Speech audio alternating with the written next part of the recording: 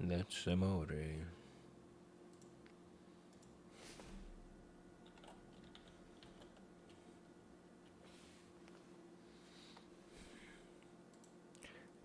Bluebird sing, Peter little bing, Peter little bing.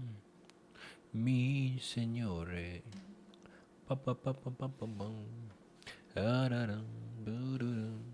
Ba da dum, do do dum. Bum, ba da da da.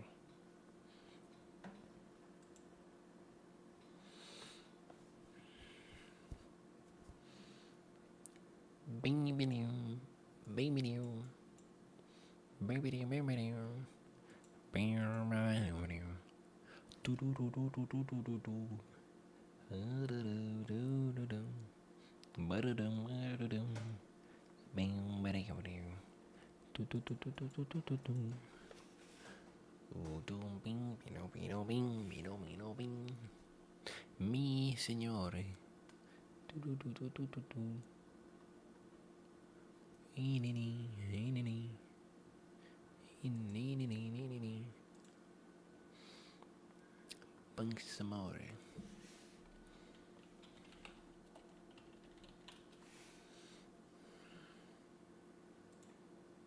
This is Grammarly's AI writing app. Your writing from start to finish, all in one place. Whether it's In Napoli, where love is king, when boy meets girl, here's what they say. When the moon hits your eye like a big pizza pie, that's amore. When the world seems to shine like you've... Wait, can you hear that? Grammarly. Wait, can you hear my desktop audio even though it's only my... Oh, I bet you can, can't you? Okay, that would make sense. Hey, okay. Y'all are here, finally. All right. How do I sound? How do I look? How do I look, yellow man? Oh, whoa. Hold up. Yo, oh. There you go. Before we Inception. Inception by Screamo, man. How do I sound? How do I look? Sound all right. Look, what? Man! Mods! Eliminate one atom from every cell in his body. From every cell in his body. What the heck? Guards, seize him! I like the idea of being able to just in person yell guards and have two people show up anytime you do. I think, you know what? When I'm rich and famous and I get bodyguards, God forbid I need bodyguards, but if I do get bodyguards, I'm gonna call them guards. Somebody comes up on me too fast to get an autograph or something. Guards! Guards! Guards! Keep that man away from me. He's getting too close. When? Dude, when is the question, dog? The thing is, honestly, realistically, peak of my career would probably be 20 years from now. That's the bummer. I'll be like in my 40s, you know? Because it just takes so much time to make movies, you know? Like, what's his name? Ryan Coogler really lucked out popping off at 35. You know what I'm saying? Like, that's not normal for most directors. Most directors hit their bag. I need the money sooner than... Dude, you need them. I need the money sooner than that. Hey, first time chat. Dang. Welcome, Julian. Yeah, because I feel like, because he's how old? I think he's 39 right now. Let me peep it. Oh. Yeah, he's 39. 1986. And Fruitvale Station was only 12 years ago. So, like, to have this kind of run in 12 years is insane. And that's not normal. Most directors, how old is Tarantino? Tarantino's old. Yeah, he's 62. And Reservoir Dogs was 92. Dang! Oh my God! That was 92? That was over 30. That was 33 years ago. 33 years ago. So he would have been, yeah, like 29.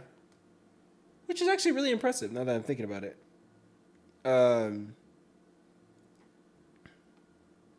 But not normal. Again, not normal. Because that means that he would have hit his bag with Pulp Fiction, Inglourious Bastards, Django, like 20 years into his career. Yeah. So it's not super common for you to pop off as a director earlier rather than later. You know what I'm saying? Chris Nolan. Let's check Nolan's. Yeah, Nolan's 55. Arguably, he was in his bag starting with Memento, which is 25 years ago. Yeah, so he hit 30. So usually you hit 30, and that's when you're in your prime, and then you have your generational run for in your 30s as a director. But the thing is that, like, that's if you're on the luckier side in terms of getting a movie that pops off at 30. You know, like your first like movie that pops off is around 30. But then like the first 10 years before that, you're grinding, you're hustling, and maybe not even getting anything out of it.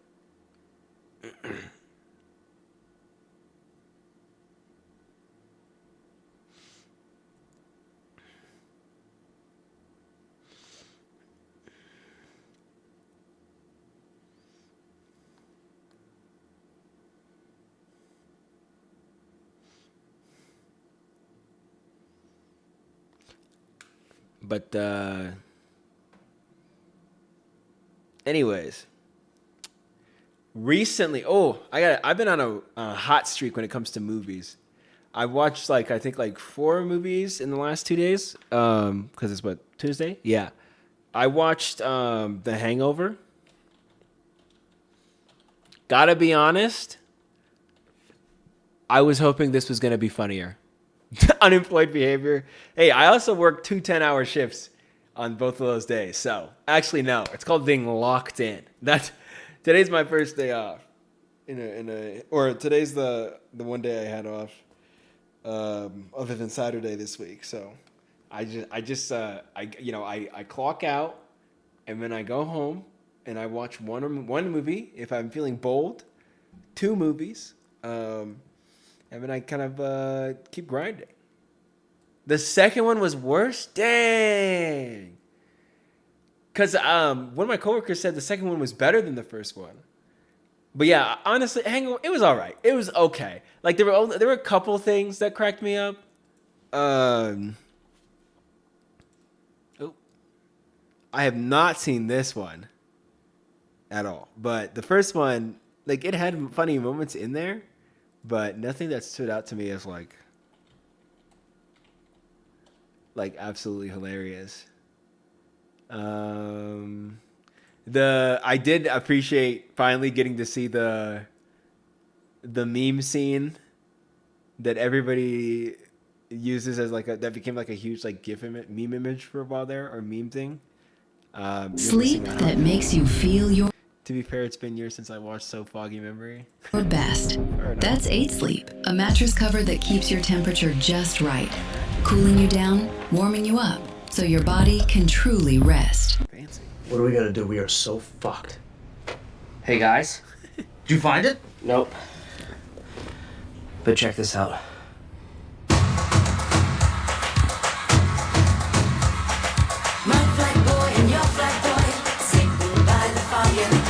Hey, if you want to hear me sing I just don't have the ad block set up on this account.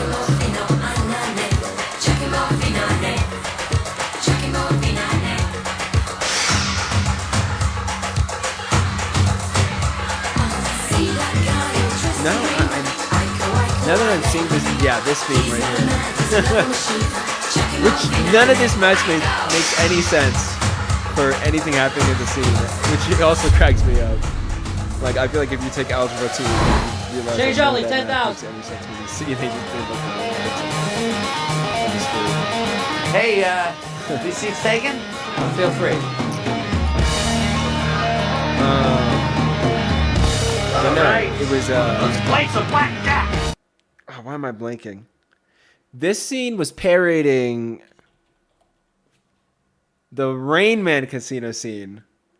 And I don't know if anybody's seen this one. This movie's good too.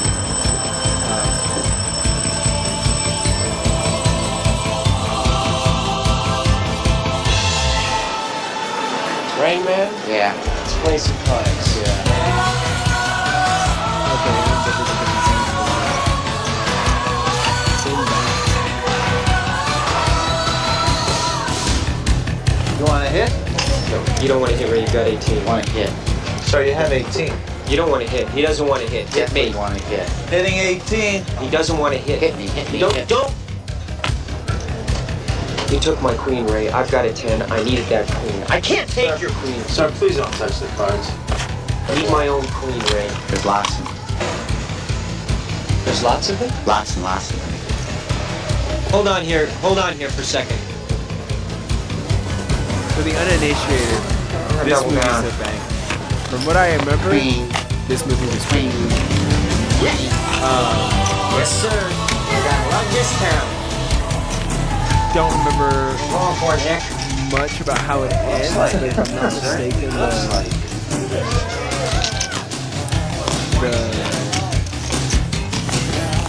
I think I like the ending. I think I like the ending. I can't remember. But anyways, that's all that to say that the Hangover casino scene was mimicking the Rain Man scene, doing a play on the fact that like the Rain Man scene, the brother's autistic, and so he's like super good at card counting because he's autistic, and then he like takes him to Vegas to win a bunch of money, and then the Hangover one. I'm surprised it worked plot wise, but I thought it was funny. This is not surviving copyright. I feel like it has to. People do this all the time, you know. Anyways, I'm too small to notice. I got to do my warm up though. With my movie wordles, Sin to Nerdle. Okay, has a wind-up monkey, Nicolas Cage, Charlize Theron, is animated, playing a real person, wears white makeup, it's a Stephen King adaptation. Okay, so I think Marlon Wayans, black and white, goes on a date with Terry Crews. Okay, one of these movies is White Chicks, for sure. And I think the other one might be, is it called The Monkey? Is that the Stephen King movie? I think so. And then I think because of Marlon Wayans, I think one of these is also, whatchamacallit, one of the scary movies. I'm going to do... It's from an alternate universe. Adam Scott is on a run with the lover. Is an undercover FBI agent. Is animated. Okay. All right. So this, whatever this is, what's the fourth? I've actually never seen White Chicks. I should probably have seen it so that I would know what that fourth piece is for that.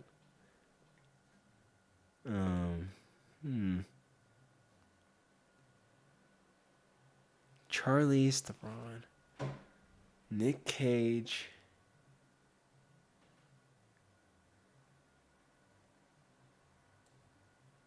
I feel like that should be FBI agent. No, for White Chicks. Oh, well, okay, yeah, okay, that makes sense. Two FBI agent brothers, Marcus. Okay, thank you for that.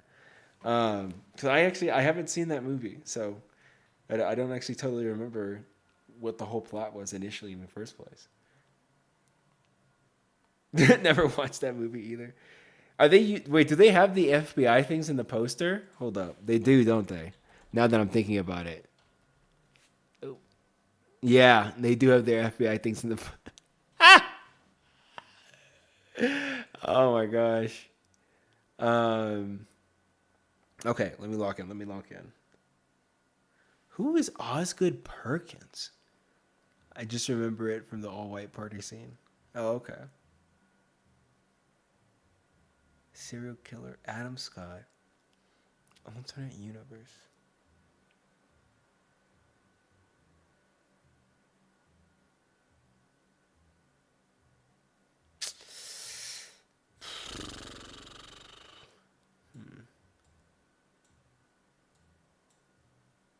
No?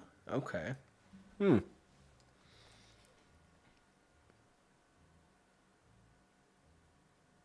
Is animated. Nick Cage, Adam Scott, On the Run with a Lover. I'm stumped. Playing a real person. Directed by Osgood.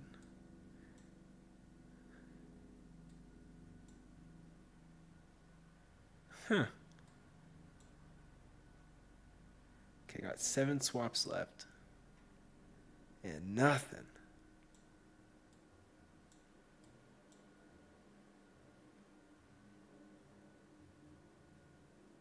Has a wind-up monkey, is animated. Is there not a Stephen King adaptation that's animated?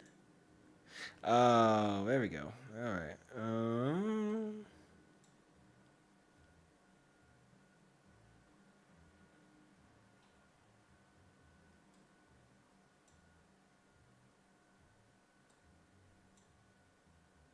I don't have a clue. Hold on, can I refresh and try again? No, I can't. What was the right answer? What? Oh my god. Nick Cage animated is black and white, is from an alternate universe. Duh. So of course it was Spider-Man. Toy Story for animated? No, it was fake fan, I guess. That's crazy. Oh my gosh, I'm bummed. I'm ticked at myself. I should have got that and I didn't. That's embarrassing. Monster. What is Monster? Do I even know what that is?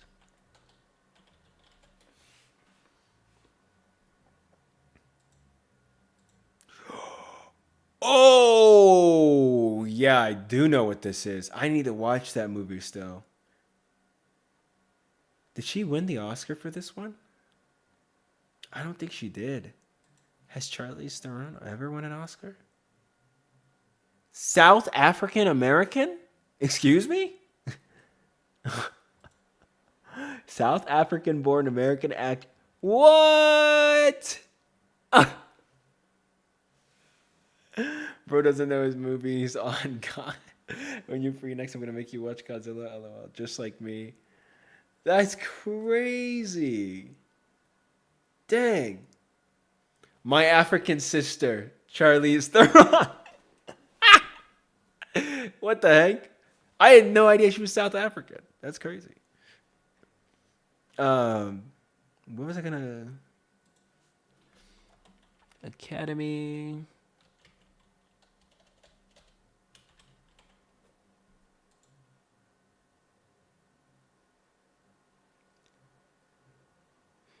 Okay, so she did win Best Actress for Monster, which is what well deserved, because that was, from what I understand, a generational performance from her.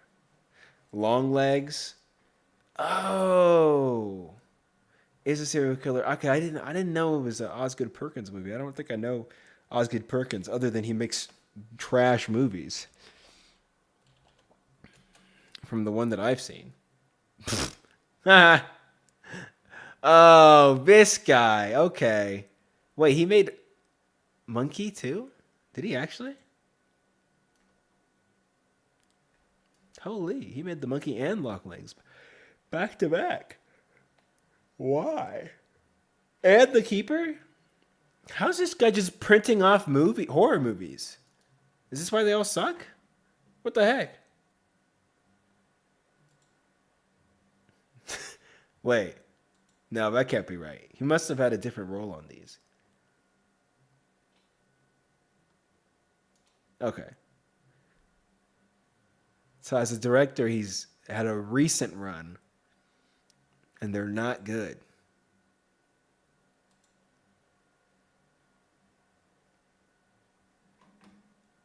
Okay. Longlegs, he wrote and directed. The Monkey, he wrote and directed. Keeper, he directed. And then there's a new one called The Young People next year that he wrote, directed, and produced. Gotcha.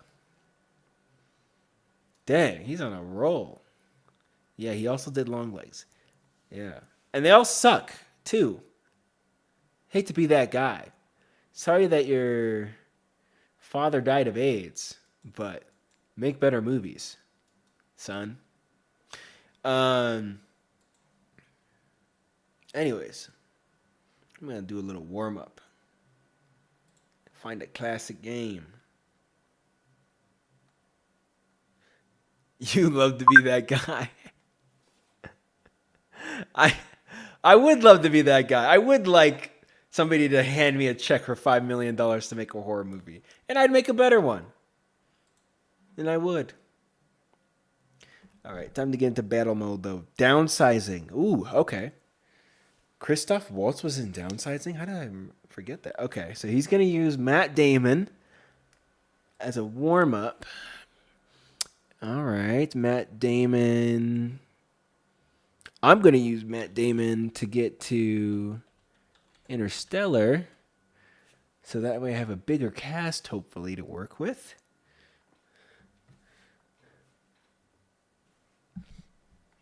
Slick Jim 22.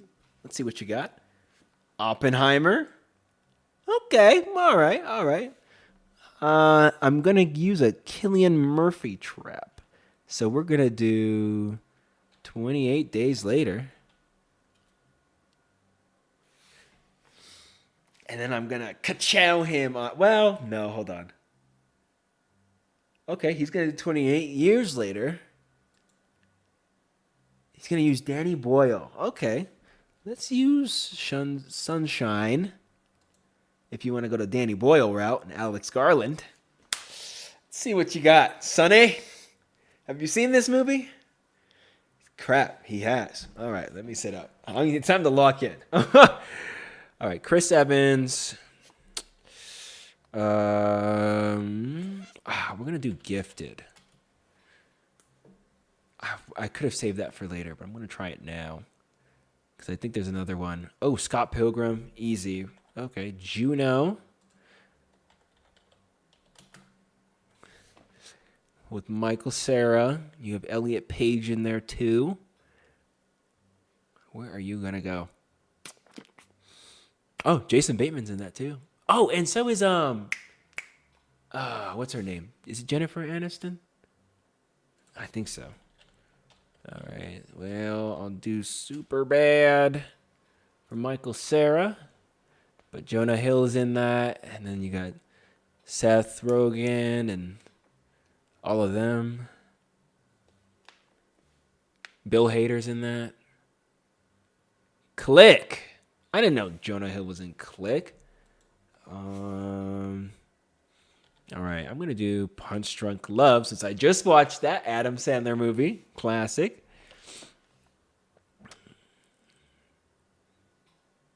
But I got to get out of this Adam Sandler hole pretty fast because I do not know Adam Sandler like that. I don't even know who that is. John Bryan. Oh, I mean, if you want to give me our old friend Jim Carrey, I'm going to do Jim Carrey all the way.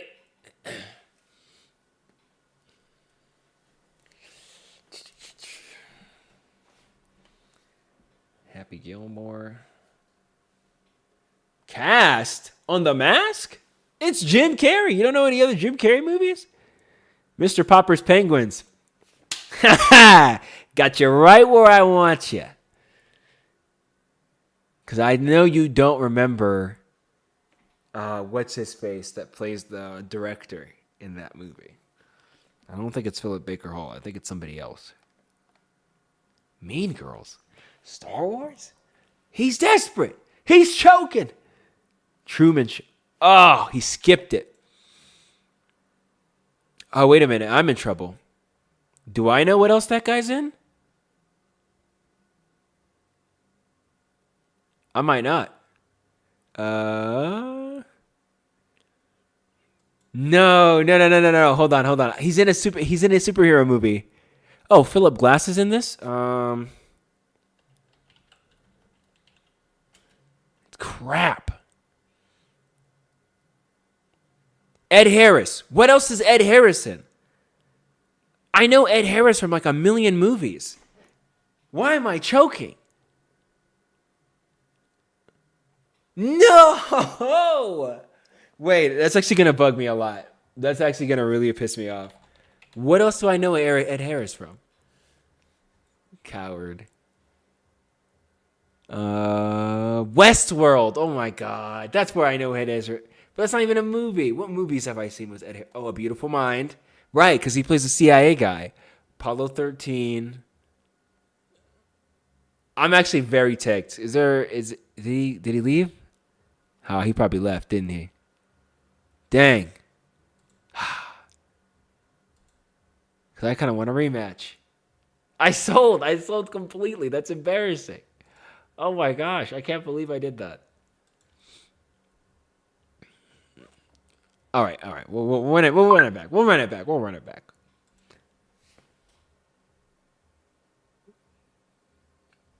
Mothman.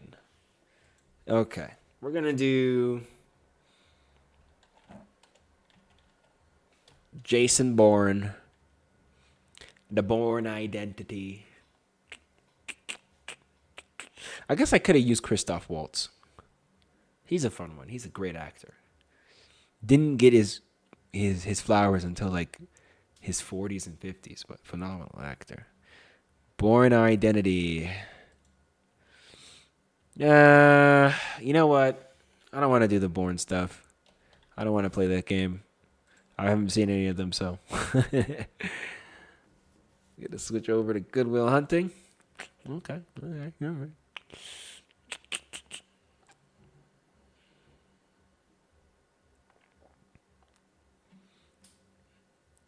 Mothman. Saving Private Ryan. Ooh, a lot of people are in Saving Private Ryan. Let's go Saving Mr. Banks. Who is Paul Giamatti? I've heard that name a million times.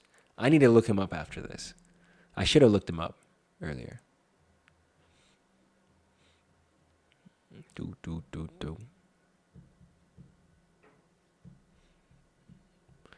I think if he chokes on Tom Hanks, or if he figures it out. Oh, he might choke on Tom Hanks. If he does another one, I'm going to try to kill him on Saving Mr. Otto, or A Man Called Otto. Yep, A Man Called Otto. Because I don't know anybody in this movie other than Tom Hanks. I just know that he's in it. That one guy who plays the manager in biopics.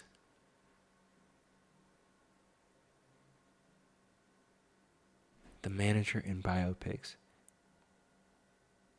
I have not seen any biopics recently enough to No! I'm cooked.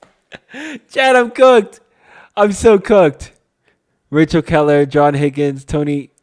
Wait, Thomas Newman. What do I know him from? Toy Story? Thomas Newman. Oh my God, what movies do I know you from? I know that composer. No! No! Why is everyone skipping and calling me on my bluff? I don't know this shit either. Fuck.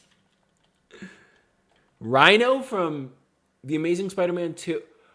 Oh, I do know Paul Giamatti. Yeah, I do know Paul Giamatti. You're right.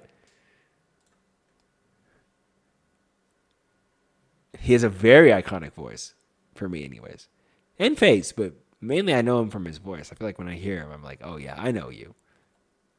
Look at him posted up like this. Look at him. Oh boy. Anyways, did Thomas Newman not make the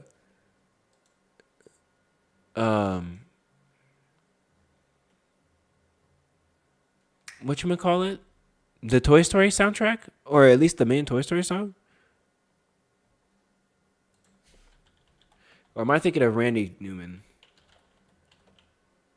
I'm thinking of Randy Newman. Dang! Randy Newman, you got a friend in me. The Shawshank Redemption. Oh. Choked. Completely. Randy is not a misspelling of Paul.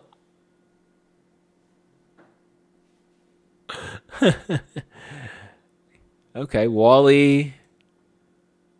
Skyfall. Finding Dory. Finding Nemo. Passengers. Little Women. Okay.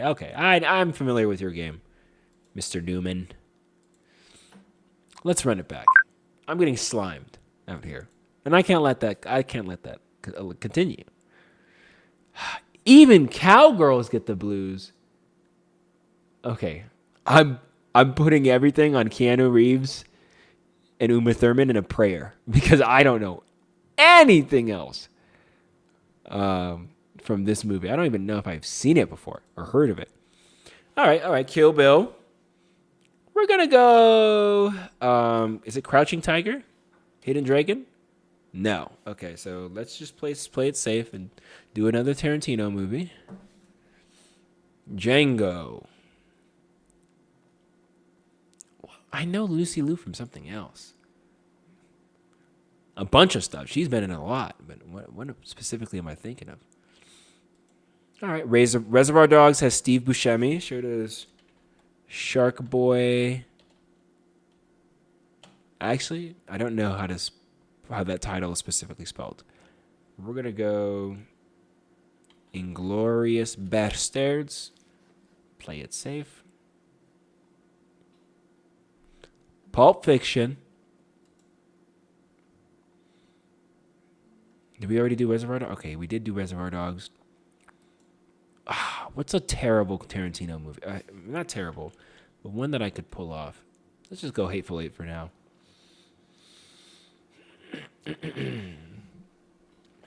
That one is actually really good. I don't know that I understand the confusion there. I happen to quite like Hateful Eight, but I just needed a way out for now. Samuel L. Jackson. I'm probably going to use that to go to either the first Kingsman or dang Star Wars. All right. Natalie Portman. If we're going Star Wars, Natalie Portman. Let's go Thor. No, Thor. I want to keep him kind of pigeonholed. I don't think this person knows ball.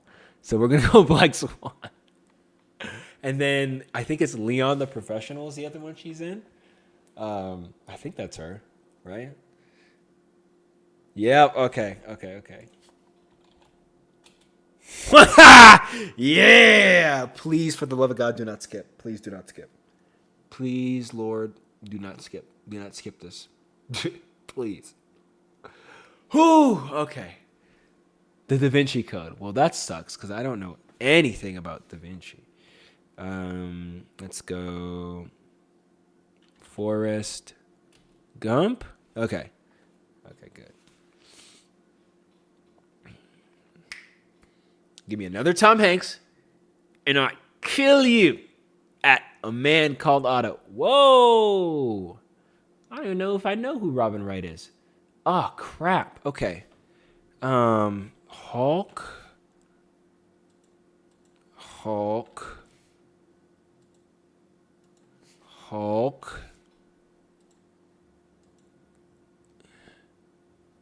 I need more time.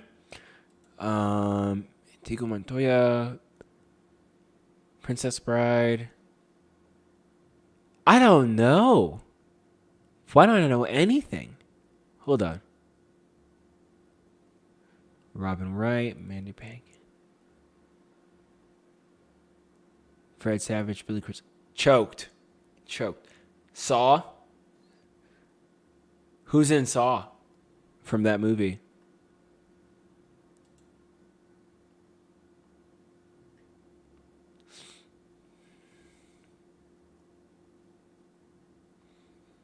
I don't think I could have used Saw. Oh, he's willing to go again. Very well. The guy who plays Wesley. Okay, gotcha. Brawl in Cell Block 99. Chad, I think I'm cooked.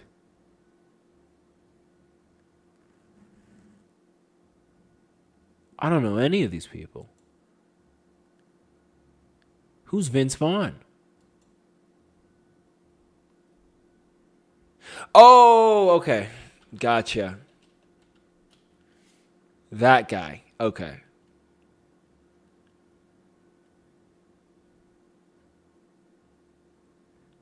Dodgeball. Wait, that has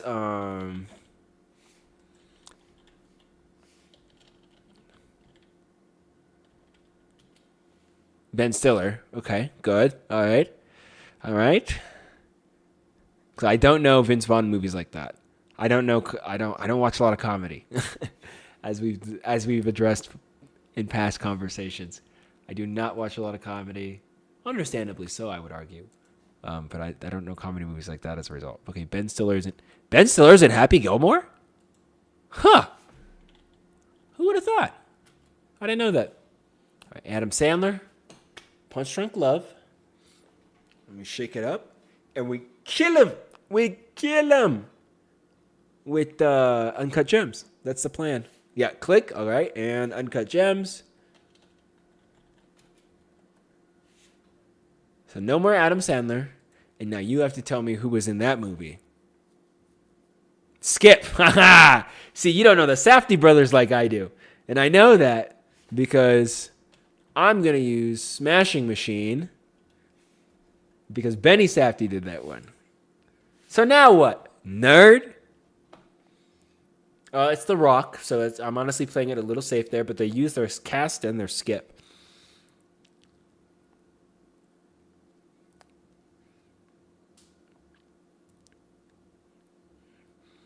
There's a billion Rock movies that are just trash. Come on. Okay, there we go.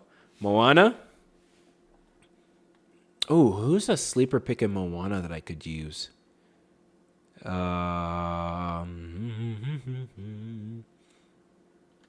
don't know. We're going to play it safe again. We'll do Central Intelligence.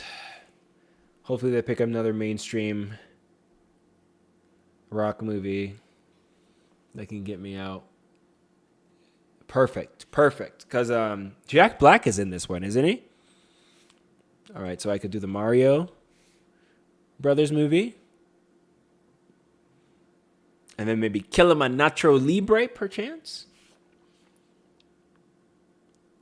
Tenacious D. Ha! And if he tries to, if he can't pass it off to me, actually, so he has to give us another one. I think this is a win. I think we get him back. I think he chokes, and then I think we get him back.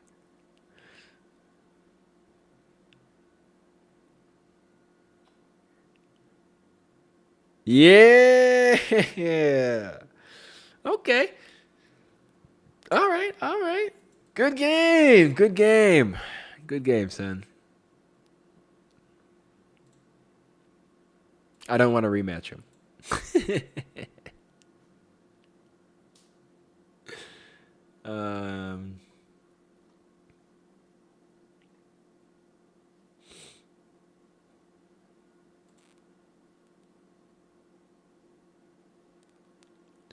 Oh, there's friendly arenas. Oh. Well, how do these work? Oh, they're password protected. Boo.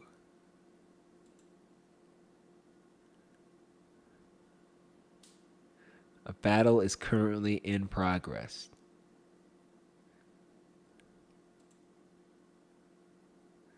Okay, this is an arena.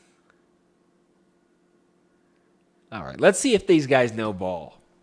I'm curious. Curious how this round goes. And then perchance I'll join them.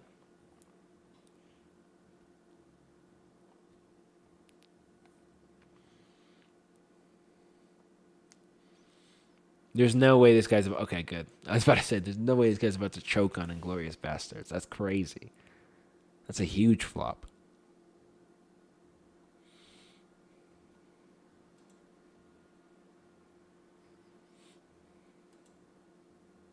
Okay. All right. All right.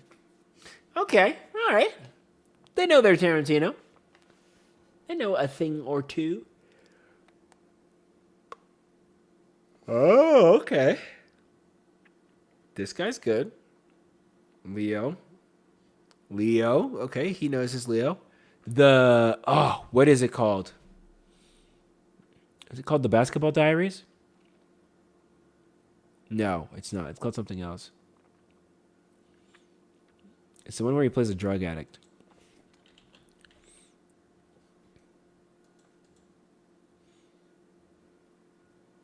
I forgot Meryl Streep was in Don't Look Up. All right, Mamma Mia. It's a good pick.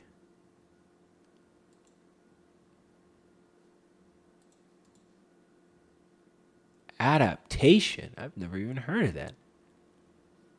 It's a good pick to have, I guess.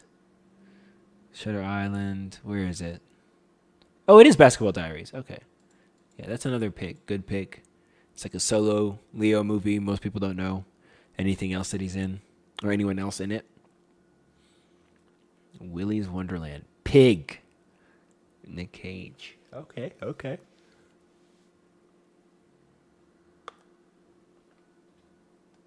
You can add reactions to their movies. That's awesome. Mandy.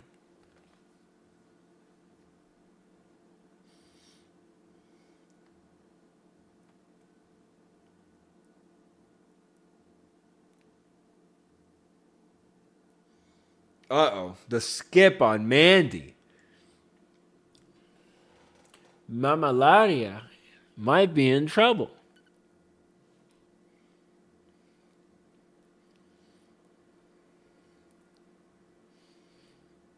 Oh, Johan Johansson. He did the soundtrack for Arrival. You could use the composer.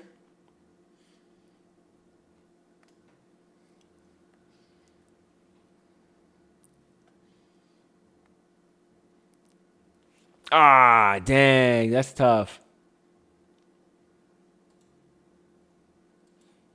That's a good game, though.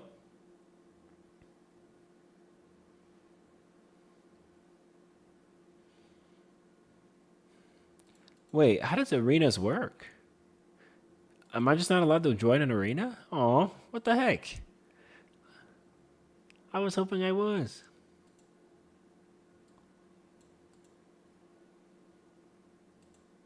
Well, all right then. Anywho. What's this? Guess a movie from its reviews. Oh. Barbie 2023, but for mentally ill people.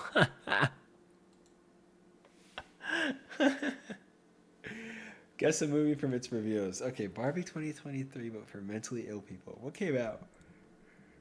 Oh, is it Baby Substance? Okay, it's not The Substance.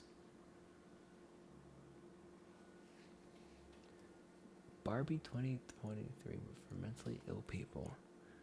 Barbie, but for the mentally ill. Am I okay?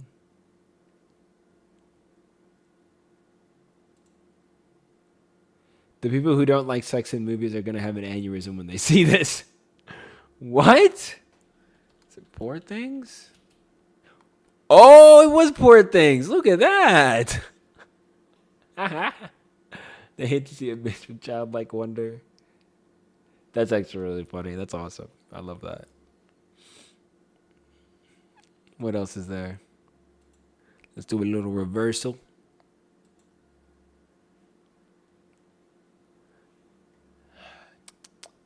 By theme.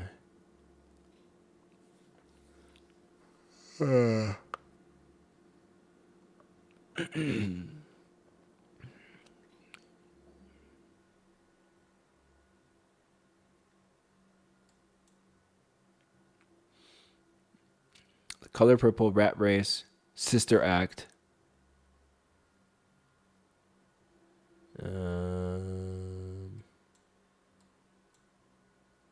Whoopi Goldberg. Okay.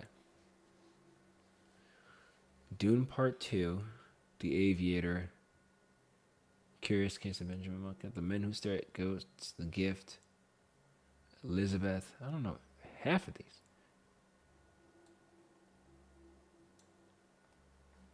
What could this possibly be? Are you locking in after this one? I'm a little stumped, to be honest. I don't know. I got nothing.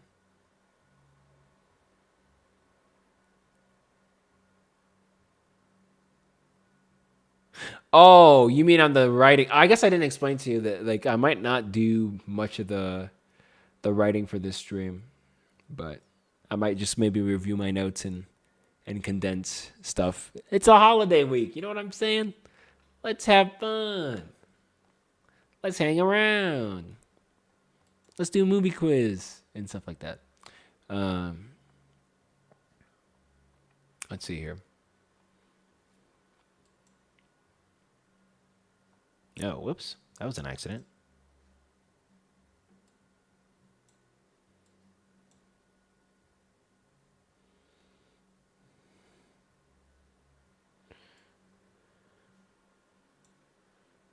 All right.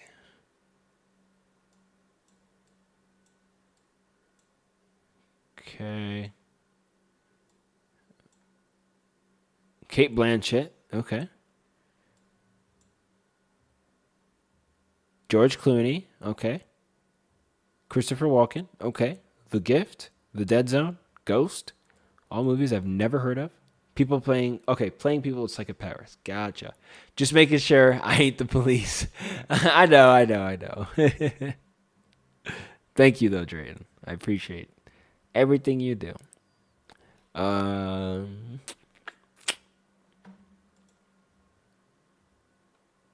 think that does it for all of today's puzzles. Oh, I guess not. Logical. Oh, this one is so hard. Okay. This puzzle is based on the concept of twin films, movies that were released around the same time and have similar themes or concepts.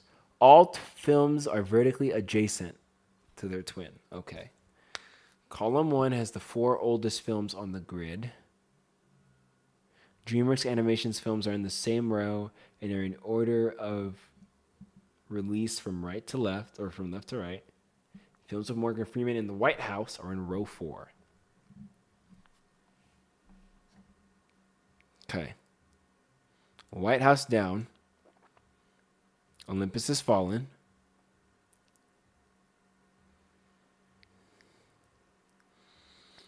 Films starring musicians David Bowie, Jennifer Lopez, and Justin Timberlake are on the same diagonal. Column 4 only has comedies. Okay. Megamind is a comedy.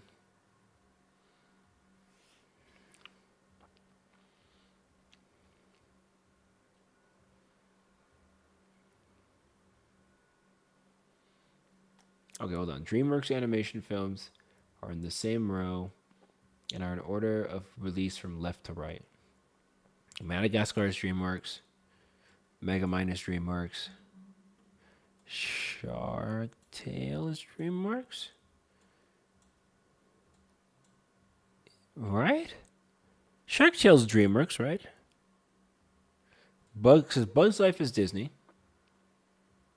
Oh, Ants and Bug's Life are together, that's for sure. Finding Nemo and Shark Tale are together. The Wild and Madagascar are together. Okay. Megamind and Despicable Me are together too. Okay. Megamind is the DreamWorks one because Despicable Me is Illumination. The Wild, I think Madagascar is the DreamWorks one. Shark Tale's the DreamWorks one, and Ants is the DreamWorks one. Okay. Are in the same row and are in order of release from left to right. All right. Either Shark Tale or Ants is the oldest. I cannot remember to save my life. I mean, I think Megamind is the youngest of the 4 of these movies.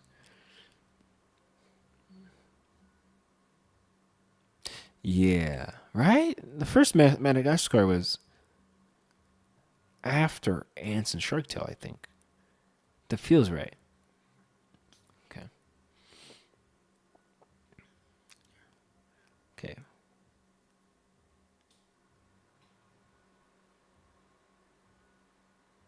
Wait, hold on. Actually, now I'm tripping.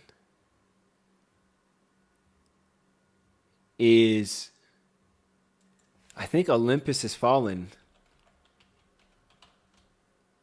Wait, let me check my spreadsheet real quick. My movie spreadsheet. Just to make sure. Because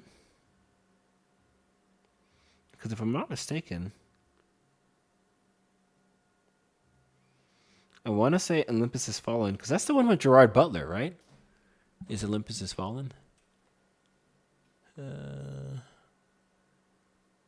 I think it is. I don't think it's White House Down.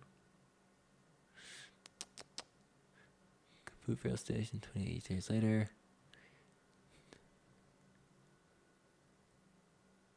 Uh-oh.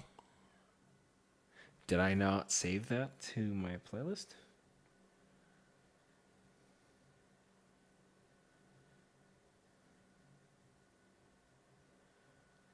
Oh. I didn't save it. But I did watch it. So which one did I watch?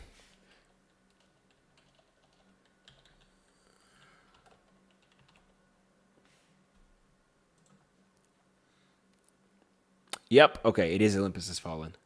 I need to add that to my spreadsheet because I don't have it on there. Whoops. Whatever.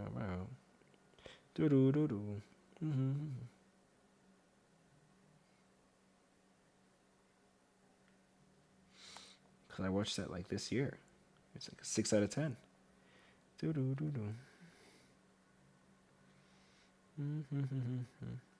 There we go.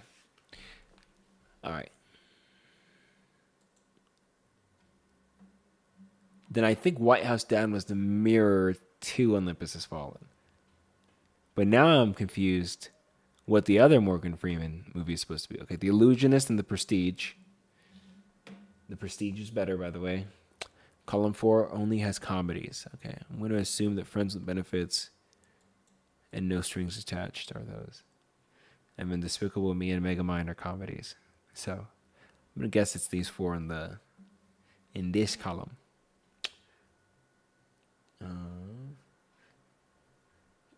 Films starring musicians are in the same diagonal. Musicians. Justin Timberlake is in one of these two. It's Friends with Benefits or No Strings Attached. I can't remember which one. And I'm assuming they mean Shark Tale when they say other musicians because of, what's his name? Will Smith. I think they're counting Will Smith as a musician. Deep Impact, Armageddon. Let's check the logic. Let's see how I'm doing so far. Oh, okay. This whole bottom section is correct. So that means these must be flipped. And I have the release order wrong on these movies right here, for sure. Okay. All films are vertically adjacent to their twins. Okay, good. Column 4 has the oldest films on the grid. Okay, good. These aren't the oldest? What the? Ants in Bug's Life are older than Finding Nemo, right? Yeah.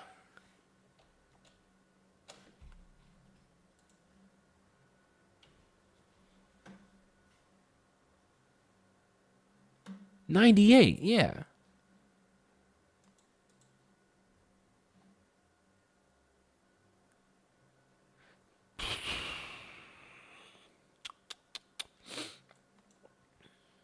Row 4 has films with Morgan Freeman in the White House.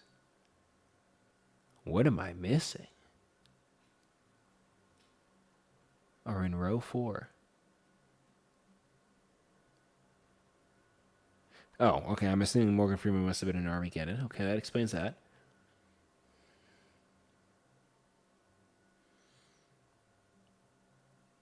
Maybe The Wild and Finding Nemo?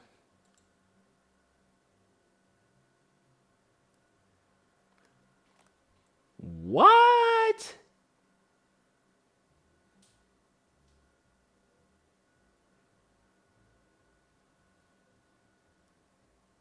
DreamWorks Animations films are in the same row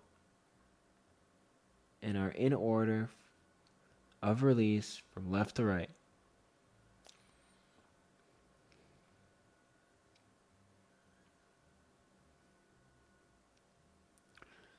Man, I'm baffled.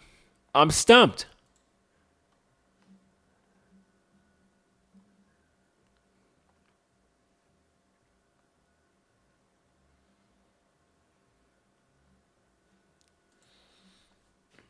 It feels like cheating if I don't know.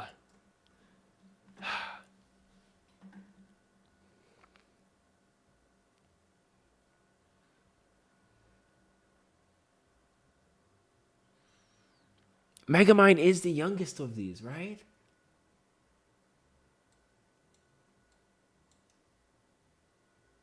Right?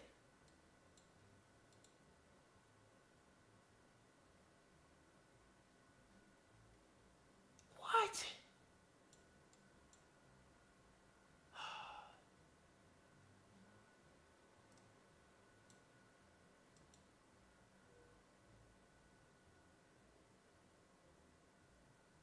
I don't have a clue on these animated movies release order. That's so crazy.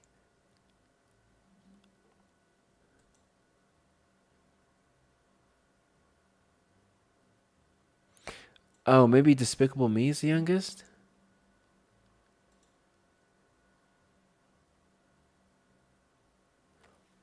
Huh? Ants, Bug Life,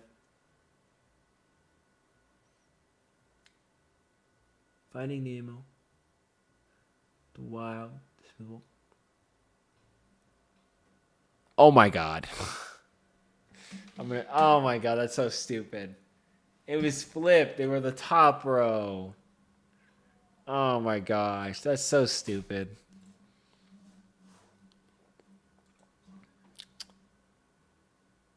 Wait.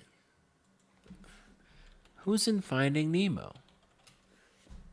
What singer is in Finding Nemo?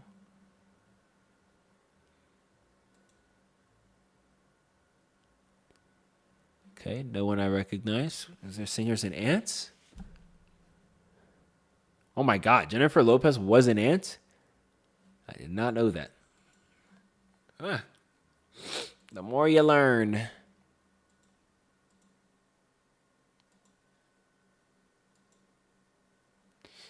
Oh well. Oh, I guess, Julian, since it's been some time, I should probably give you a summary of everything. Move the DreamWorks row up. Too little, too late, son. Too little, too late. Unless my stream is behind. My stream chat might also be behind. I don't know. Anyways, a bit of a recap on everything that you've missed for the first 7 streams, or for the first 6 streams, in terms of like where we're at with the writing on the story. Right now we have the opening scene that we've been writing out, and then the 2 scenes that follow it. And the opening scene is like a bunch of shots of people's eyes with like a voiceover talking about something profound. We don't know yet, but something. It'll come up. It'll figure itself out. And then we have the writing submission scene. So essentially, this character, the main character Corey, that we have as a tentative name for now. Their whole MO is to, or not their whole MO, but like their character is kind of defined by this lack of identity, lack of purpose. They don't really know who they are, what they want, and where they're going in life. And they're trying in some way to make sense of all that extra noise in life while, I guess surviving really is more apt rather than like figuring that out, because it's not really a priority for them because they just feel so overwhelmed by everything, right? And so we have like 3 scenes of them versus themselves, them versus someone else, and then them versus society at large. And then we will later have the mentor mirror those three same scenarios, but in a different manner, just kind of show how the mentor has developed a sense of identity and self in comparison to Corey's character, right? So the first one is the scene with Corey is in their school hallway. They walk by like a one of those bulletin boards that has a bunch of things on it. One of them is accepting submissions for a writing competition or a writing exhibition, whatever you want to call it. And then they kind of stop and linger at the board for a little while before they move on. But then when we cut to them later that night, kind of just going crazy, tapping away at a computer. And then I like the idea of it cutting to a shot of them just kind of slumped at their desk, kind of knocked out. And then we cut again to a close-up of what's on their screen, and it just says like, damn, or like, shit. And they haven't gotten anything else down, right? And that there's going to be more probably added into that scene, but that's just kind of like to show the sense of like they have all this energy and desire, but they lack follow-through. In some way related to the fact that maybe they might not be confident in their writing, or they don't feel like they can write anything good enough to be worth sharing.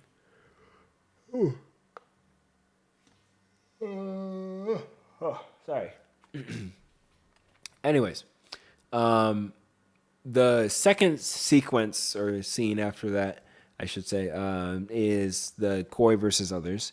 And we decided to focus it in on a relationship because I feel like relationships are a great opportunity and example to display somebody not having a very clear sense of self, especially with people who become very codependent and then like their relationship becomes their identity.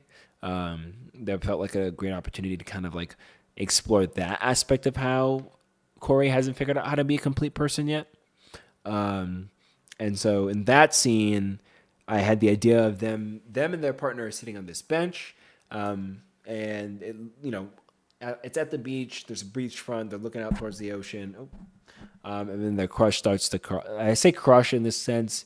It's really like a stand-in because it's supposed to be some type of partner relationship that they're in, and that partner in question is going to be leaving them, or maybe like they like each other, but they haven't pulled the trigger on a relationship because that person's going to be leaving. That kind of deal. You know what it is? But they start to initiate this conversation about like, hey, I'm going to be going soon, and I feel like we should talk about it and get our feelings out there.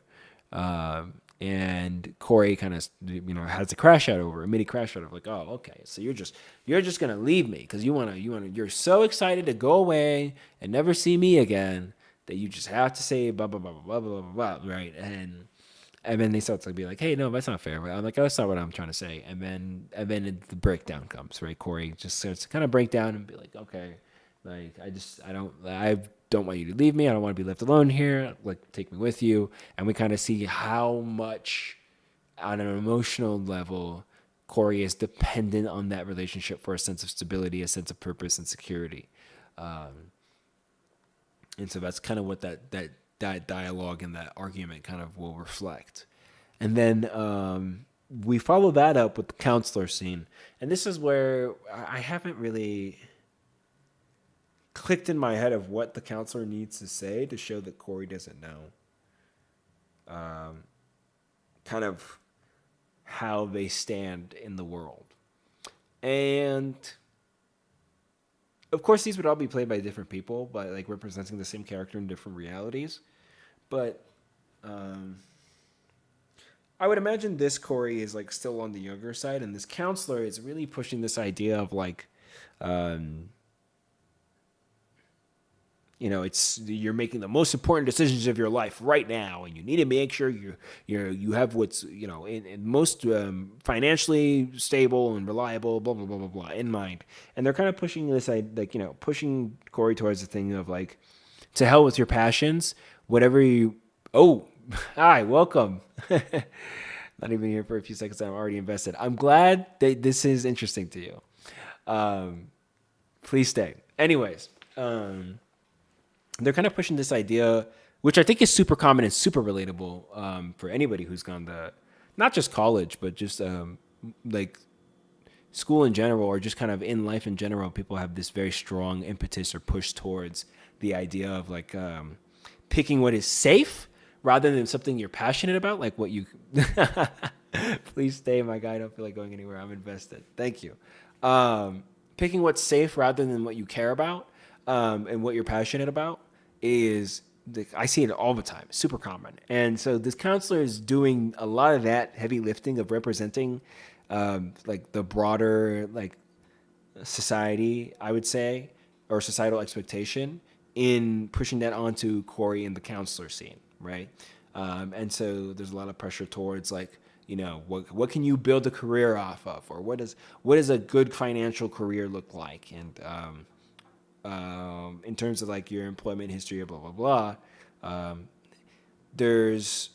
I don't know if necessarily the counselor is going to be pushing Corey towards STEM and away from the arts, even though like in my mind, Corey is a character that's kind of built around this idea of like being very passionate about arts. Not to say that they don't have passions necessarily. It's just that they're not really confident enough that that's a big enough part of their identity that they should commit to making that a part of their life or making a career out of it. And there's a lot of pressure externally, you know, in that scene in particular, to kind of keep them away from doing any of that, digging deeper into what kind of career that they want to pursue that would be art related, or even to think about what kind of arts they'd want to lean into more. I won't be talking about it since I'm doing some writing of my own, but go off my guy. It's good. Thank you. But at least for the time being, that conversation, the way it pans out for Corey, they feel very like all over the place with it. They're kind of like in and out of paying attention to what that person's talking about and kind of what it will bring about for them. Like it's what's the word I'm trying to? It becomes background noise. Yeah, there we go. It becomes background noise that this career counselor or school counselor is going on and on about like making a good career choice and yada yada yada. But then after that scene, we get the inflection point where you meet the mentor. And that's the way I had that one panned out was the main characters on one side of the road, the mentor's on the opposite side of the road, and in between them we have all this traffic going by. And then as the traffic is going by, the mentor character, every time a car passes in front of them, switches person. But there are two notes that we had for motifs for the mentor character that kind of make it clear to the viewer that that's still the same person. They're just shifting through like kind of like realities. And that was the green color palette for our mentor, and then also the star necklace. The star necklace being the one that gets given to to Corey later on.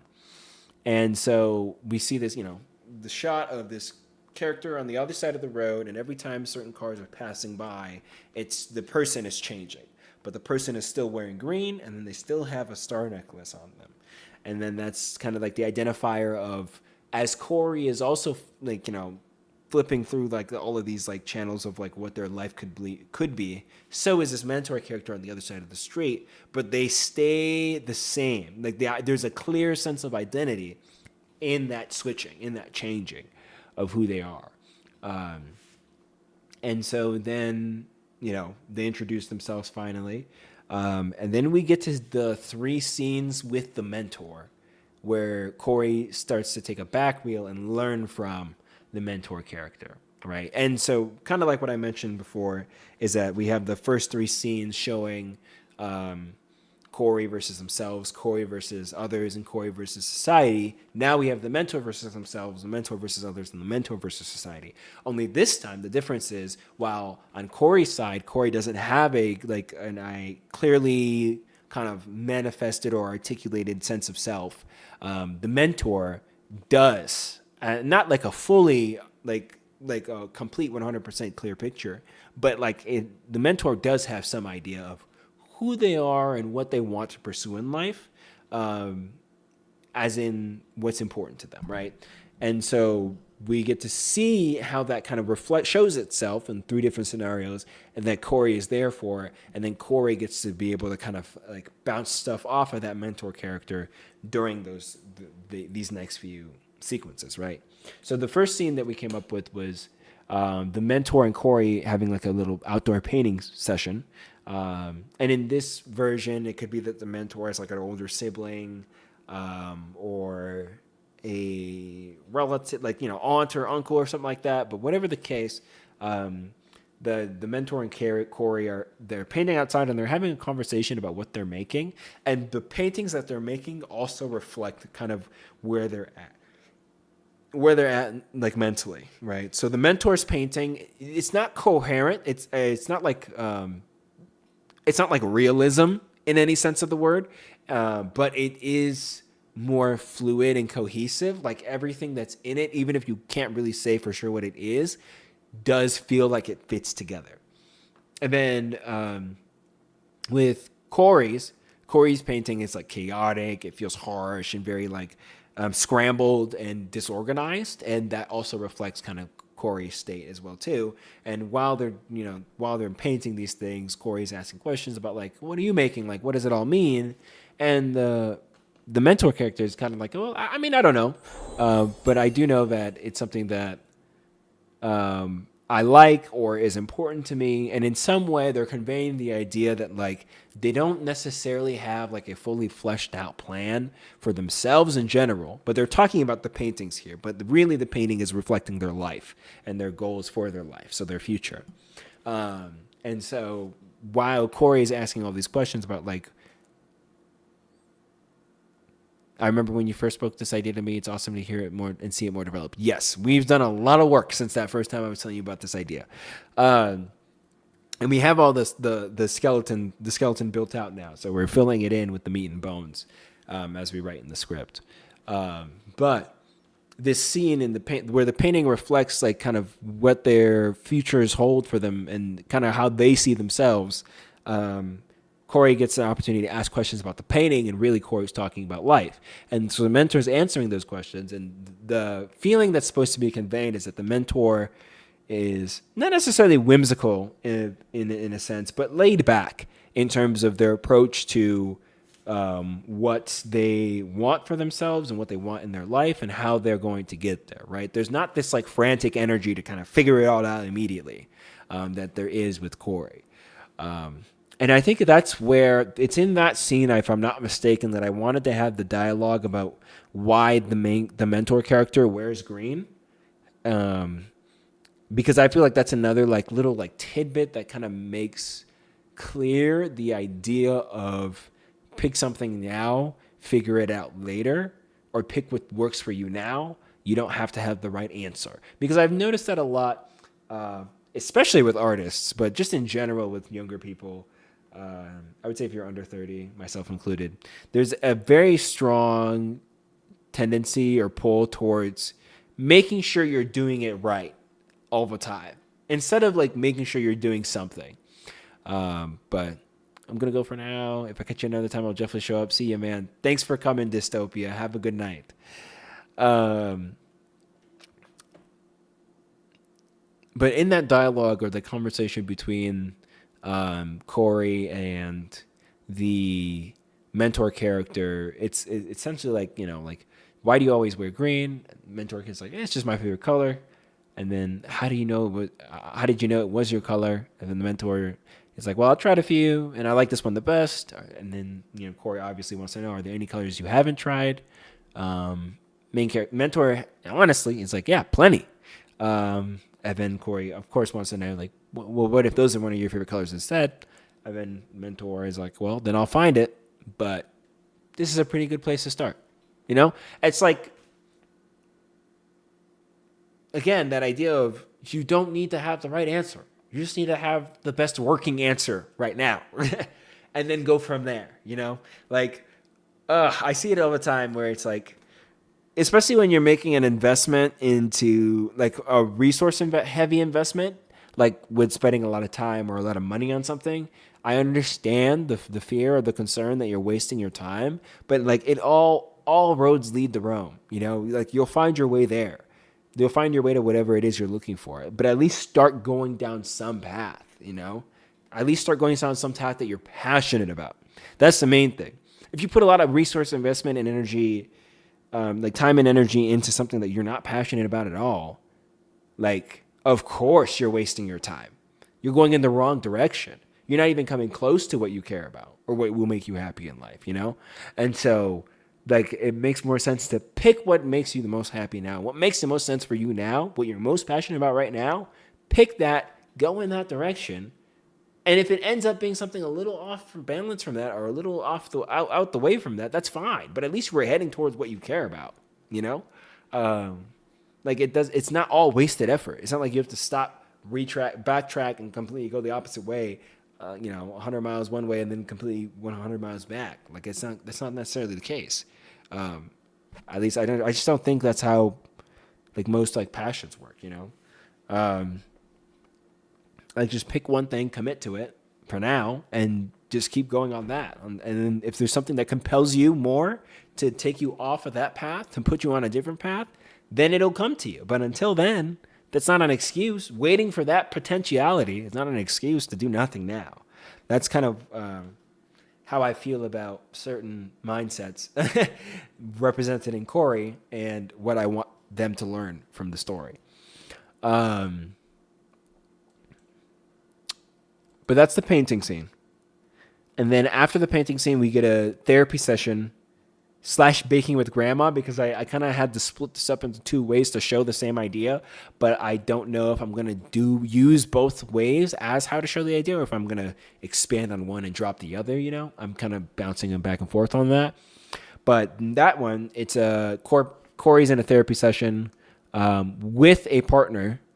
And they're discussing a potential divorce and how they feel about their relationship. So again, this one was interesting because I wanted it to in some way mirror the past with the Corey versus their partner in the previous act.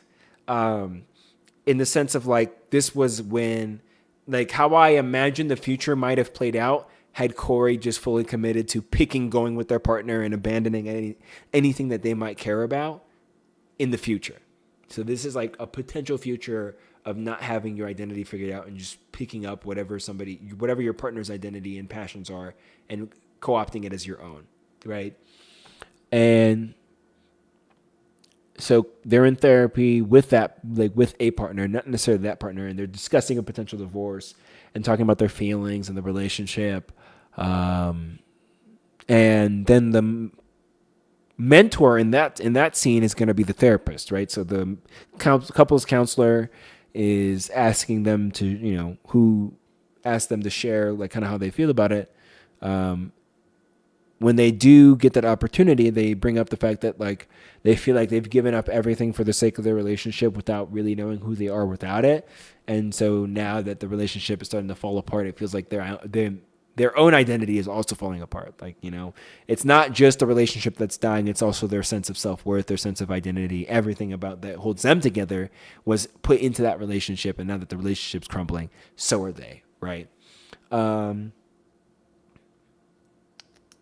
was I going to say? Okay. So yeah, they are describing that feeling, that sentiment.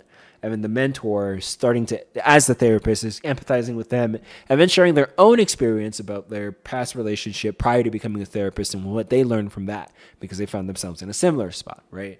And then that kind of is like the dialogue of like, here is what's important. But then to show it, I wanted to maybe do a second scene because I felt like maybe that couldn't show it as concretely of like how the mentor does, rather than like, I guess that shows what the mentor thinks and how what the mentor believes, but it doesn't show what the mentor does in those situations.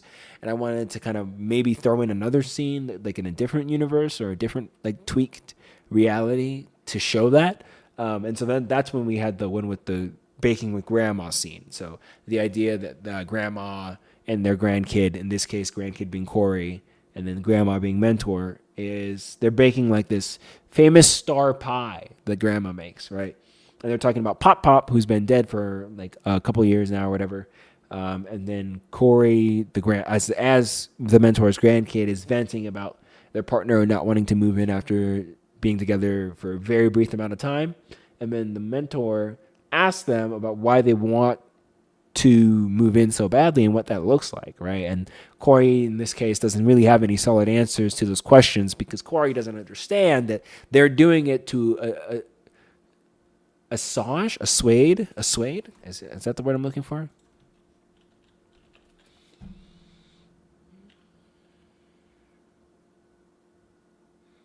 How do you pronounce that? Assuage. Assuage. Haha. Yeah, I'm good. All right. Assuage that feeling of anxiety that they have building up for the relationship because of the fact that like they are starting to stake their identity and self-worth on that relationship working out, right? And they feel like they need to lock it in and lock it down as quickly and as significantly as possible, right? So they don't really know how to answer grandma's questions, and then grandma starts to share their own experience of having to find themselves again after Pop passed away, right? Because especially in these relationships where people got like your grandma and grandpas in your like 70s, 80s, and so on, prior to like women having like full rights to be able to like, you know, live independently of a man, like it is very much the case that you had women who were raised to be in a relationship. Like that was the goal. You were raised to be a wife, and then you became a wife, and then that became everything that you were, wife and mother, became everything that you were until you died, right? And so that's kind of the generation that grandma's coming from. And so when Pop dies, and now she's no longer a wife, she's a widow, but still grandmother, but a widow. It's like, okay, what was my life look like without grandpa? Like, what do I do with my time? Where do I go? What do I like? What do I watch? What do I eat? What do I read? What do I listen to? What do I do? Right? And so grandma gets to share that experience of finding herself again and realizing that there were certain things that she just hadn't done since prior to being with grandpa because it was not as conducive to making that relationship work as smoothly as possible for grandpa, you know? And that's where she brings up the fact that these star pies, again with the star reference, again with the star metaphor, necklace, star pie, pay attention. The star pies were something that she used to make prior to meeting grandpa, loved making them, stopped making them because grandpa was allergic. And now that grandpa's dead, she's getting back into baking again and remembering how much she loved baking, right? So there's another example of, yes, like the necklace. There you go, kid.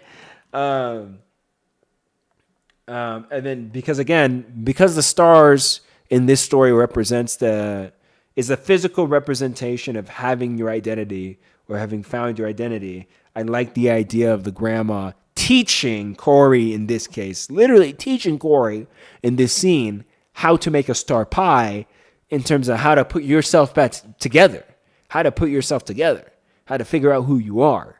And of course, grandma would be wearing a star necklace in this one. But yes, so that's kind of the mentor versus others being reflected in those two scenes.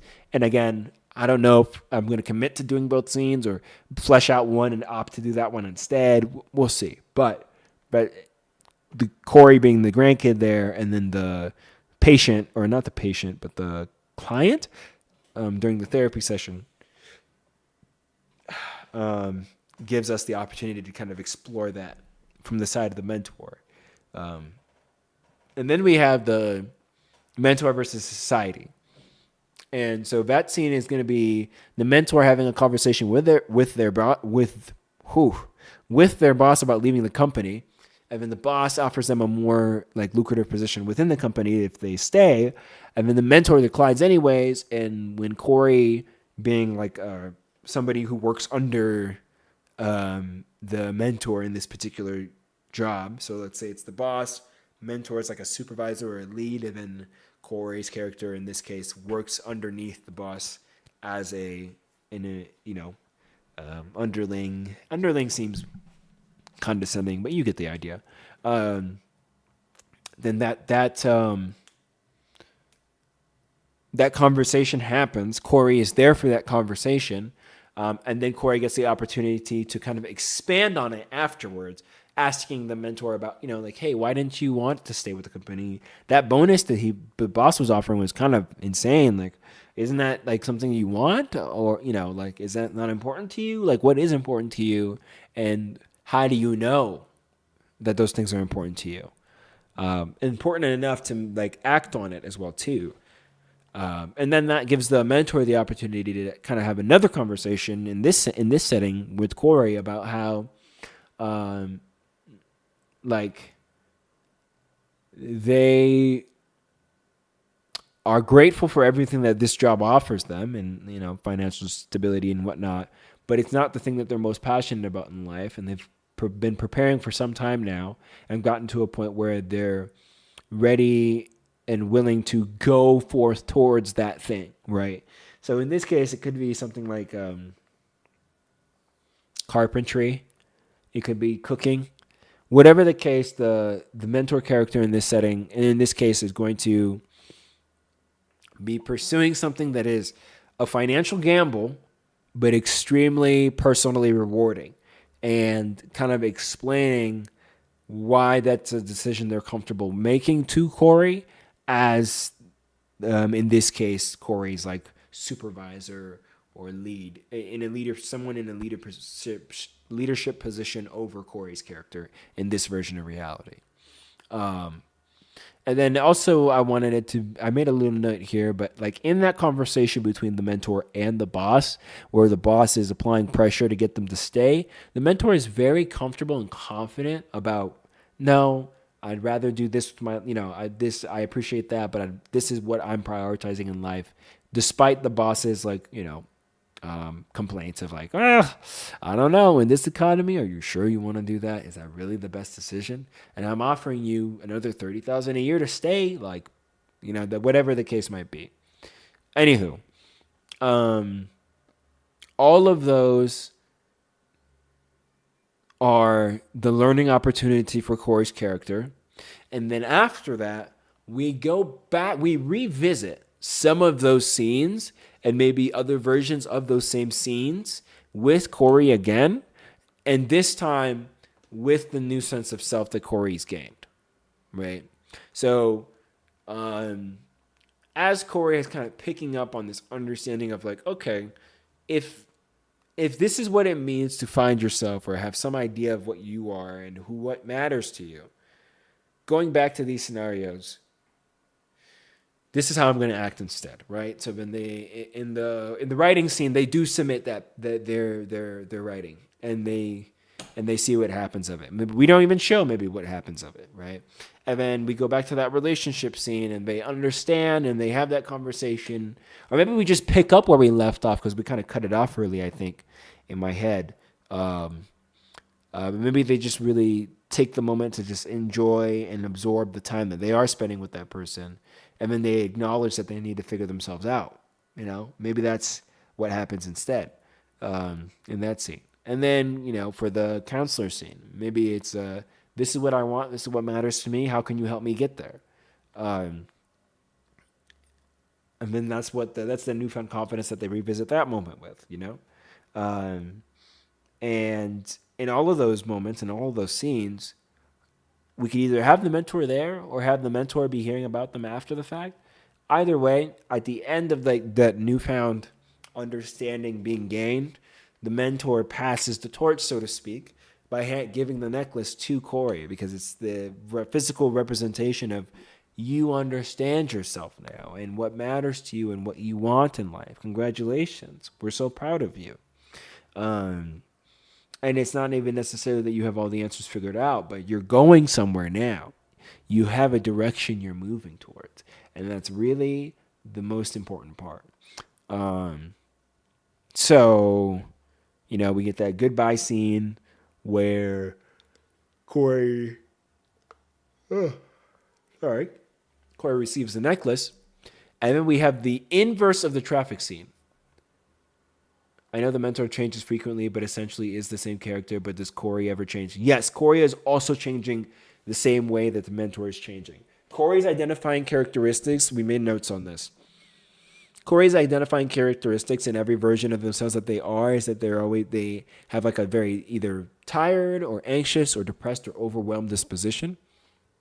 They seem very stressed and very frantic, or very like defeated and kind of tapping out of life in general. But in terms of wardrobe and how they look, they're going to be between 16 or 35, and they only have a black, white, and gray color palette. Monochrome, grayscale color palette. And it's only after they start spending time with the mentor and then they kind of revisit some of those challenges that they start picking different colors out to try out in their wardrobe.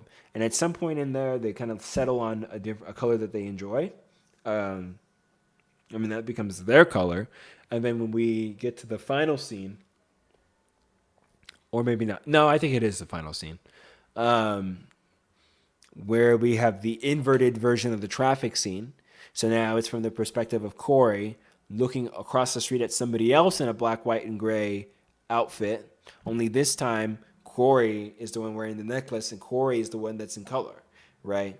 Or the version of a version of Corey is the one that's in color looking across the street. And then they cross the street to kind of start that cycle, that chain for somebody else. And because of that, there was a moment in the traffic scene where as one of the cars go by, I wanted it to be a brief moment where the mentor, when we first, and this is supposed to be the mentor in this case, because it's the first time we get the traffic scene. The mentor, their color is green, right? I was thinking it'd be cool to have, for a brief moment, as one of the cars go by, have the mentor be wearing a non-green outfit that ends up being whatever color that Corey picks later on. And then another car passes by super fast and it goes right back to green. I think that'd be a cool little foreshadowing element of the fact that Corey will pick a color and what Corey's color is, and they will figure themselves out. But yes, Corey and the mentor are both kind of flipping through these channels of reality together as well.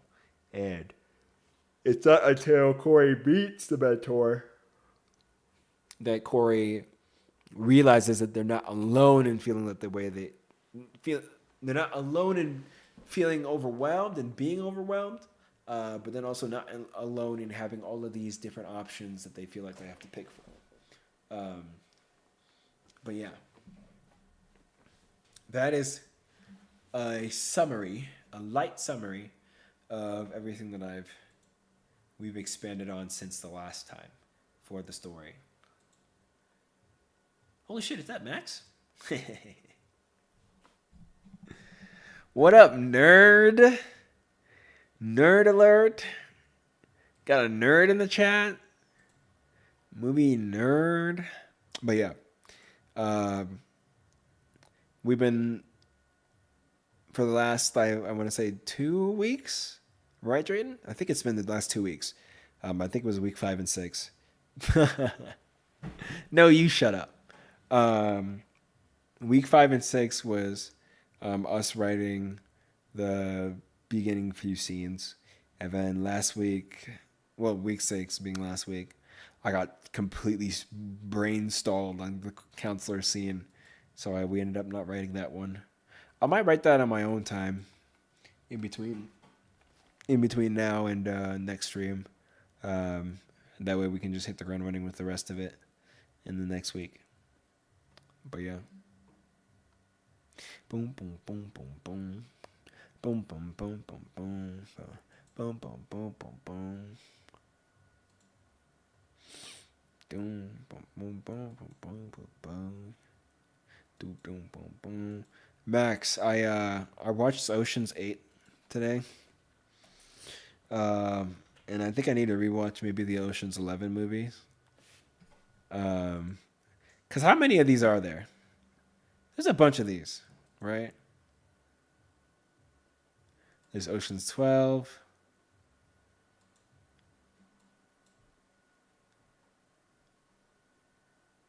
Okay, there's Ocean's 11, Ocean's 12, Ocean's 13,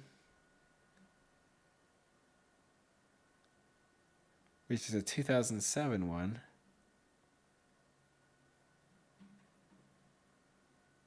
There's Ocean's 8. I've only seen the girl one. I don't remember much about it though. Yeah, I just watched this one today, and it's not great. It's like all right. It's just like there's no stakes. It was just kind of, you know what I mean? Like you're there for like the references and the whole heist vibe, and then the callbacks to like previous movies, like having the big brain. Oh, it was a foolproof situation. But like there was no challenge whatsoever at all. No stakes whatsoever at all in this movie. Because Sandra Bullock's character, Debbie Ocean, like Danny Ocean's brother, she's just like a mastermind that was planning the perfect heist in prison for the last 5 years. And then all of their their road bumps were all like, I don't know, like roadkill. On the road. Like it was just nothing. And there's no serious like issue at all to overcome whatsoever. And she got everything she wanted. It is made a lesser movie by the fact that Awkwafina and James Corden have significant speaking roles in it, but that's okay. I just remember thinking everyone in that movie was hot is killing me because that is true. I don't know why, because I know in my brain that Anne Hathaway is an attractive person, but then I don't ever think of Anne Hathaway as an attractive person, like on the regular. And then like there's this movie in particular was one where I was like, oh yeah, Anne Hathaway's like really attractive. And it kind of like reset my brain a little bit. I'm not gonna lie. But I remember I was watching this movie and I had to pause at a certain point because of Cate Blanchett's character. Yes, she is. She's so beautiful. It's crazy. Like, especially I don't know why I haven't thought of it before. But like, for whatever reason, the way they showed Anne Hathaway in this movie, I was like, you're not even real. Like, you're way too pretty to be a real person. But Cate Blanchett, I saw like her fits go so hard in this movie. Oh my God. And then I was looking up her wiki as a result. Rihanna and Helena Bonham Carter in this movie were also fine as hell. Yes, agreed.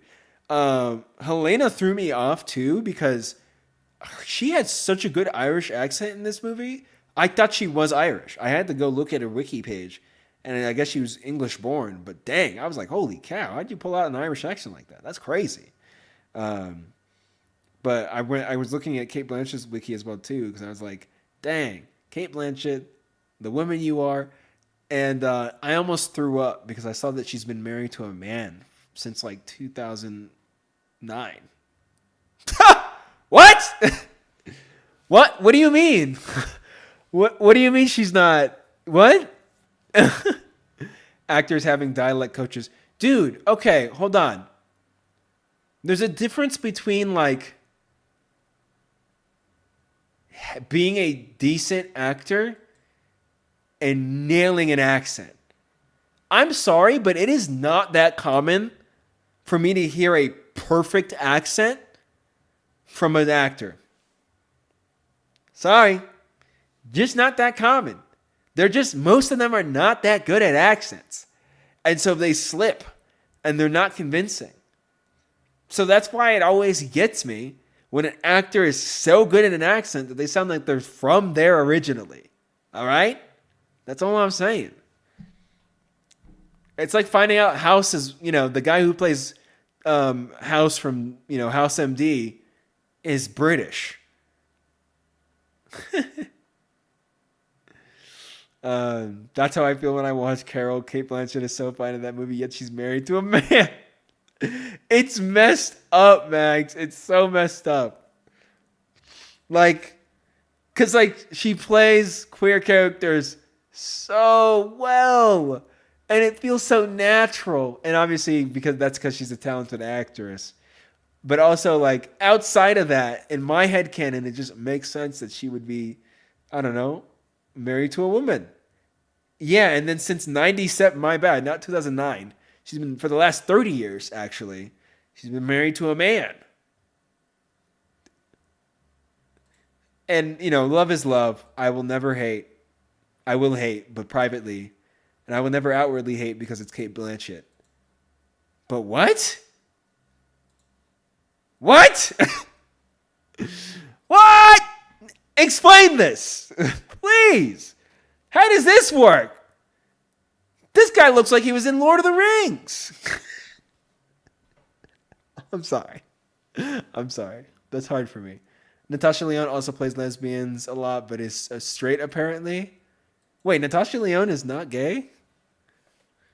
Well, I'm sure that's the thing. Like, I'm sure he's very nice and very lovely. Because you have to be to beg a to beg a baddie like Cate Blanchett. You better be nothing but the greatest, sweetest guy ever. Oh my gosh. But it throws me. It always throws me. It's like the bombshell actress, and then like, you know, like your little like frumpy hobbit ass writer or producer guy that they're together with. Natasha Lyonne is so fine. But I do have a weakness for redheads, so that might be part of it. She's 5'3", huh? Oh, hey. Currently single. Vocal ally, resonated deeply with the queer community. Identifies as straight, but doesn't identify with the straight experience in a traditional way, and has been open about having had relationships with women. Interesting. What does it mean to not identify with the straight experience? What is the straight experience? I don't know if I know what the straight experience is. Julian, what's the straight experience? Can you explain?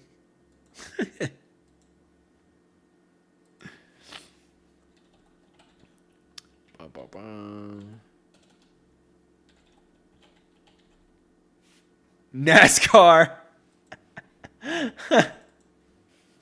That's probably true. That's probably true. Boogity boogity boys, let's go racing.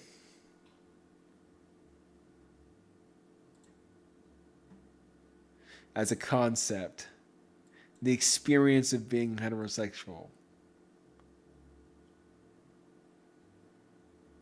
Huh.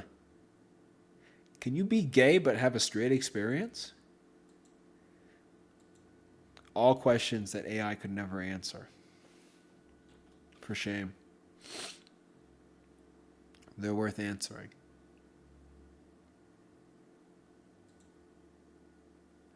I also watched... Basically, she's straight but quirky is what she's saying, I think. True. Straight quirky girls. Ain't that the truth? But I also rewatched Transformers: Age of Extinction. And I forgot how pissed off Optimus Prime was in this entire movie. Holy cow. He Dinobot, yes. Dude, the amount of the amount of Optimus glazing they do in this movie is crazy. They do a crazy amount of Optimus glazing. And honestly, I'm not even a little bit mad about it. Because everything else in this movie is so dog that the least they could do is glaze my goat, Optimus Prime, for 3 hours. Oh my gosh. And like this guy meets the Tyrannosaurus Transformers, begs them to join his side. They immediately start fighting him. Mind you, they're like 5x his size. And he's one of the taller Transformers. He's huge. And they're like 5x his size. And then so he just starts brawling with the Tyrannosaurus one, which is the biggest of them. And then it charges at him and he drops that thing with a punch, bro. He slack jaws it.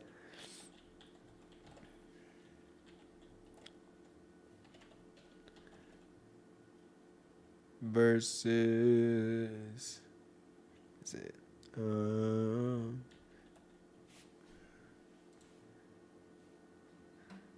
Let alone this is essentially another dude that he just decided he owned now. Yes, he just decided he owned this guy. Customize! Why are there dinosaurs in Transformers? I could not tell you, Max, to save my life, why the Bayverse Transformers decided to add a freaking dinosaur. They added, actually, I think they added 4 dinosaurs. But the dinosaurs are just goated. Yeah, Grimlock is goated. There's Transformers that go dino. What about orders with these humans? They're like older Transformers as well. They're in trouble. No, this isn't our fight. I'm done being an underdog. Underdogs suck. I say they get what they deserve. What's the play, Prime? It's time for reinforcements. Yes, they did exist before Bayverse, but Bayverse decided to throw them into this 3-hour movie. For one of your knights. They also go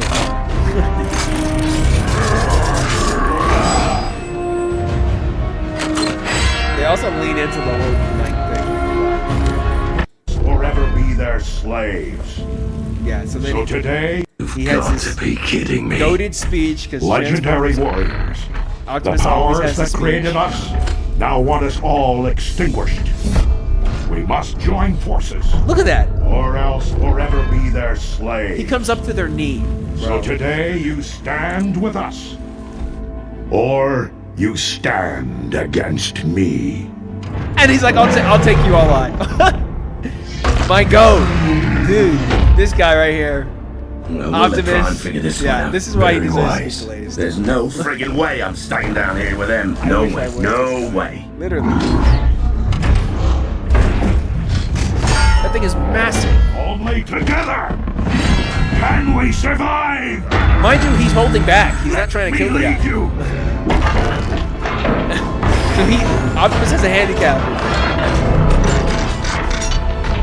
Rise of the Beasts, I think, is one of the first ones that finally adds the girl Transformer RC. I was expecting a giant And yes, she is pink. And Rise of the Beast is not good, but I think it's like the only We're one. giving you freedom. Look at that! Look at that! What? One smack, one shot. Honestly, I really liked Rise of the Beast. I think for antiquity's sake, it was cool, but I thought the story You was... defend my family. Bumblebee had a female dog. Or die. Yeah. And she was in Rise of Autobots, we're going to prove who we are and why we're here. You just want to die for the guy. the Beast. You do? You That's just leadership. want to die for the guy. Brainwashing or something. No. That's Optimus Prime. Glazing! Who watches Transformers in the story? I'm here for the Aura Optimus and We the... charge together. So Roll out. So true. Skippers demand payment with gift Oh cards. my god, I don't care. Comey does, I think. Well, here's the deal. Ever since Transformers 1, I realized that I've been getting denied. We've been putting up with garbage stories from the Transformers movies for too long, having seen Transformers 1. It's odd that one is the only animated one, but the fact that the plot is the most coherent a Transformers plot has ever been, and it's also a banger,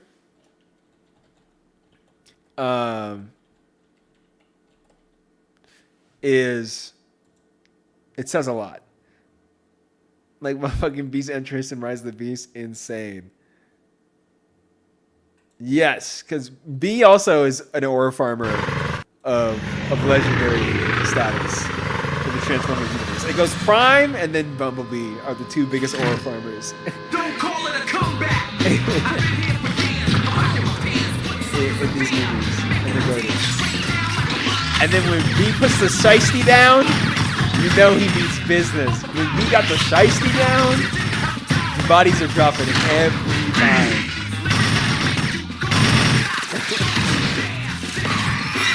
Honestly, I think he farms better than Optimus.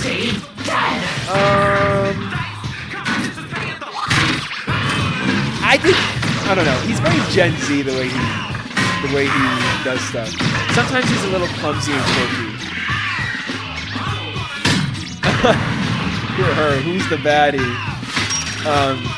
I think she was Bumblebee's evil girlfriend in the original animated series. I have come here to kick ass. Well, his aura and then his, like, okay, half of Optimus Prime's aura comes from his features, yes, but then also his leadership, like, and then also the fact that, like, he stands on business every time. Like, come on. Like, are you kidding me? Like, there's times where B loses, but when Optimus loses, we feel like everybody lost. Like, the movie's over, Optimus lost, we might as well just all kill ourselves, B included. Every time Optimus goes down, the movie's over. B goes down, it's like, wait for Optimus. Optimus gonna bail us out. And I feel like, come on. B would tell you Optimus has more aura farming than he does. That's all I'm saying.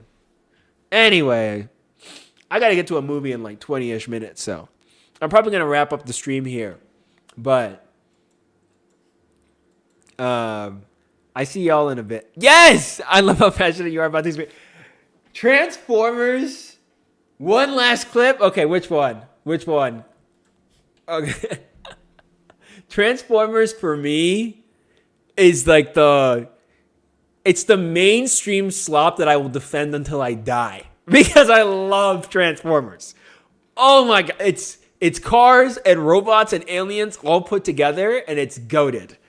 I will never get tired of trash Transformers movies. The Wikiverse ones are still the best, but oh yes, who would you be without me, Prime? It's time to find out.